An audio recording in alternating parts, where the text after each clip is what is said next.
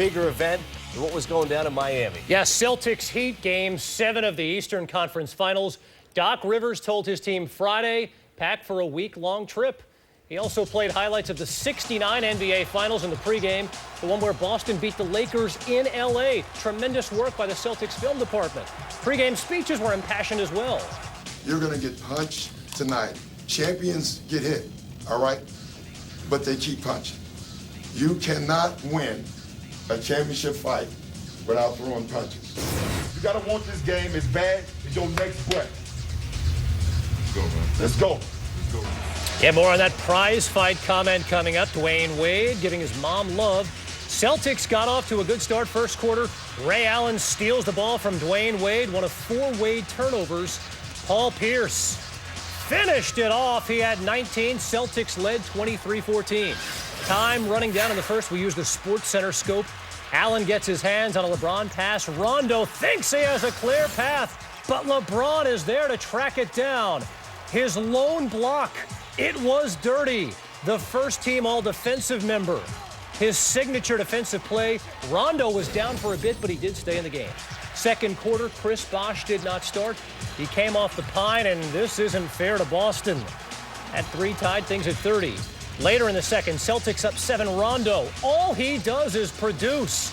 22, 10, and 14. And then moments later, Brandon Bass, the steal. Wade tries for a highlight block, but D-Wade guards your grill. Up Sports Center scope again. Bass hammers it through Wade. Bass had 16. Time running down in that second quarter. Check out LeBron.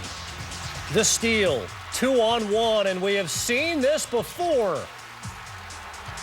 2 of LeBron's 31. Keep in mind he had 30 in the first half in Game 6. But those 2 pulled the Heat to within 7 points at the half of Game 7. Third quarter, Miami continues to make a run. LeBron gets his hand on another Rondo pass. Shane Battier, and Miami goes the other way. Battier, one of 4 3-pointers. He had 12 points in Game 7. And then Wade, crossing over Ray Allen. Wade was 8 of 17 from the field. He had 23 points. We're tied at 59. Later, Wade working on Rondo.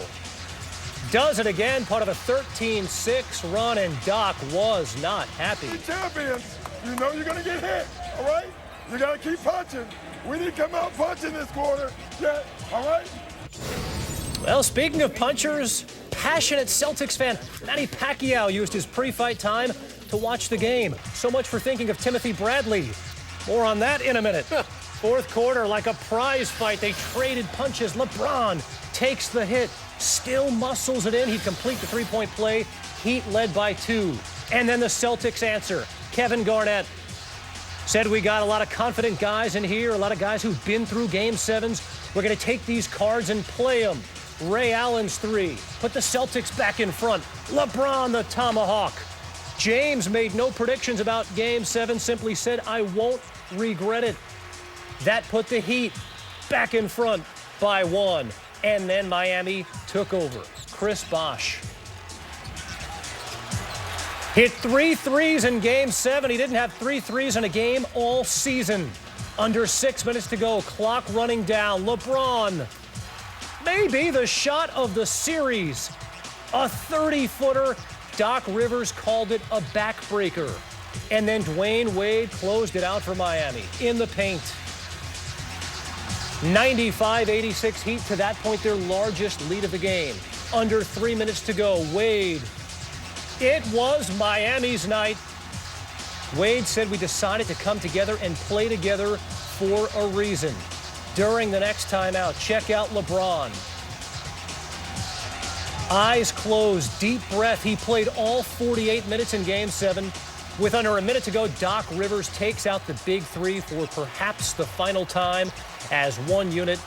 Doc Rivers said he told LeBron after the game, go do it, go win a title. 101-88, the Heat win. They win the series 4-3. LeBron, Wade, and Bosh scored all 28 of Miami's points in the fourth quarter. 31 points, 12 rebounds for LeBron, his 5th 30-10 game of the series. The Miami Heat are headed to their second straight NBA Finals. What we need to do, as LeBron just said, is we needed to lock down defensively, and we need to rebound the ball and get out in transition and not see a set defense. And we was able to do that to open the game up, get better opportunities to score and attack the rim. I got to be in attack mode no matter what's going on throughout the course of the game, and I always know that, he's going to figure it out. So, it's not the fact that, I see what's going on with him in his game, so I got to be more aggressive. I got to stay aggressive. Chris is big. Huge. Game ball automatically goes to him. Without his production tonight, we don't win. We've been getting a lot of shots up all year, and we kind of knew in big-time situations that they were going to be open, and I'd be able to shoot it without hesitation. And I've just been working hard. I have to give the credit to hard work, just making sure I'm always in the gym, working on my game, and working on the things that'll help this team. Well, LeBron James brought his A game all series, scoring at least 25 in every game. In fact, he's just the third player ever to score at least 25 in every game of a 7-game series against the Celtics. The others, Kareem and Elgin Baylor. After the Game 7 defeat, Doc Rivers was asked about the future of these Boston Celtics. LeBron James and the Heat's dreams of a championship still very much alive as they overcome a 3-2 deficit to win the Eastern Conference Finals in 7 games. The Miami Heat are going back to the NBA Finals. In a world of hyperbole and come-downs, how refreshing to see that the NBA remains reliable reality television. The Celtics and Heat were just the third Game 7 in the last 15 years, tied entering the fourth quarter. And that's when Miami's Big Three asserted themselves. Back-to-back NBA Finals appearances now for a ruthless LeBron James, a persistent Dwayne Wade, and a rejuvenated Chris Bosh. For all the chatter about who is and isn't clutch, Saturday's Game 7 came down to this. Started the fourth quarter, score tied at 73. Two teams with 12 minutes to make their case. We got to the huddle. It was take a deep breath. Everyone take a deep breath, breathe for 30 seconds before we start talking. And then let's focus on what we need to do. What we're saying to each other is, it's time. It's time, and let's play our fourth quarter defense, what we're capable of doing. We found out a lot about ourselves. When our back was against the wall, we came out and we took care of business. The Heat outscored the Celtics 20-6 in the game's final 8 minutes. LeBron James seemed to be scoring at will. Chris Bosh was hitting, of all things, 3-pointers, spreading the Celtics defense to the breaking point. He was the X factor.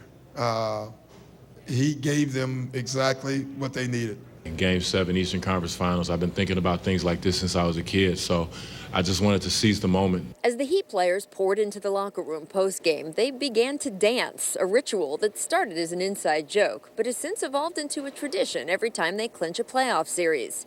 Right in the middle of the crazy jumping mass was LeBron, who's now averaging 34 points in Game 7s.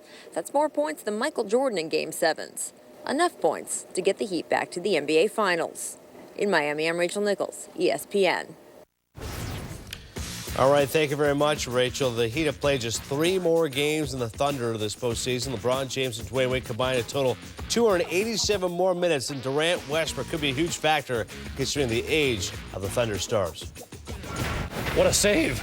Celtics and the Heat. Rajon Rondo in transition, going in for the easy layup, but blocked from behind by LeBron James. Sell crazy someplace else. We're all stocked up here. More coming with that. If they could just ramp up the excitement a bit, it would help. The only thing missing. Heat Celtics. LeBron to Wade to LeBron. One of the signature moments of a Game 7 win in the Eastern Conference Finals. The Heat are headed back to the NBA Finals.